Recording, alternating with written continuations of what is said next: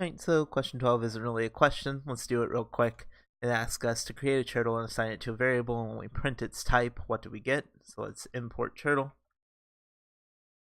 Let's create a screen. We probably don't need to make a screen if we're just making a turtle, do we? Let's just make a turtle. So we'll get our turtle, say turtle.turtle, and then we need to get its type. So let's print type of our turtle that we created. What do we get as our value?